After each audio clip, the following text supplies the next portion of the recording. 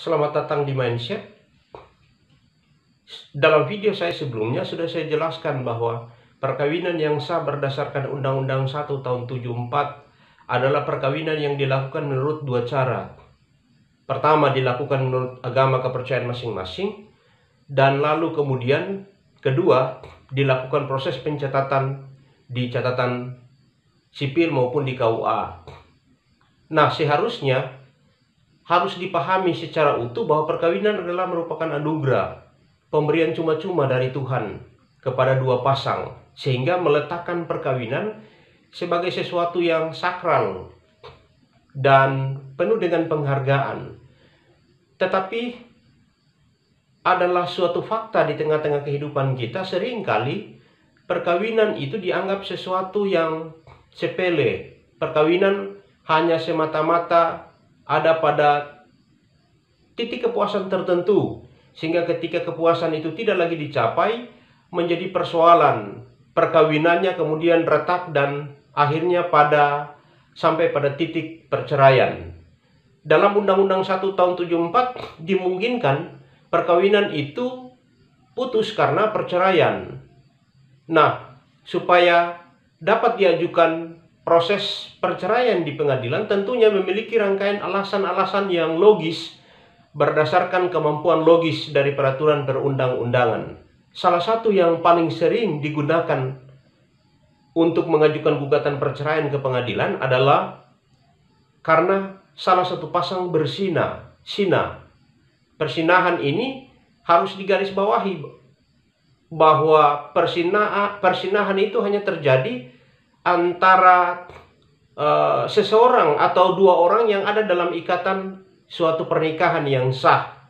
Jadi jangan sampai pernikahan yang sah itu didasarkan atas asumsi yang salah. Asumsi yang salah banyak di kalangan kita menganggap bahwa pernikahan yang sah itu ya cukup dilakukan menurut agama kepercayaan masing-masing, selesai.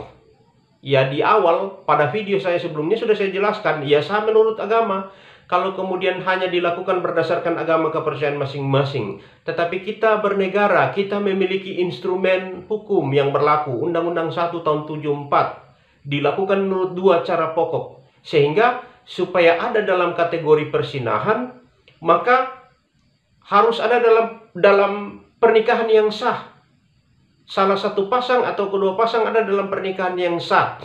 Nah, ada dua tendensi, ada dua pilihan hukum. Pilihan hukum apakah akan memutus hubungan perkawinan itu dengan perceraian, dengan mengajukan gugatan ke pengadilan, atau opsi kedua adalah dengan memintai pertanggungjawaban secara pidana. Jadi persinahan dalam sebuah pernikahan yang sah itu bisa dimintai pertanggungjawaban secara perdata, memutus hubungan perkawinan dengan penyampaian gugatan ke perdata, atau pilihan kedua adalah dengan mengajukan pengaduan ke pihak kepolisian, sehingga pihak kepolisian yang punya kewenangan untuk kemudian menindak pesina tersebut, atau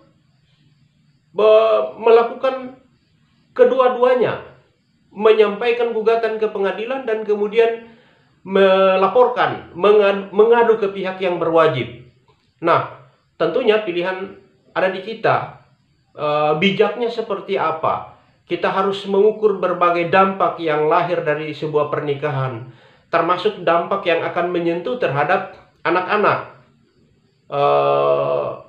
Bagaimana nasib anak-anak, bagaimana status hukum anak-anak, dan hal-hal terkait dengan putusnya suatu hubungan perkawinan.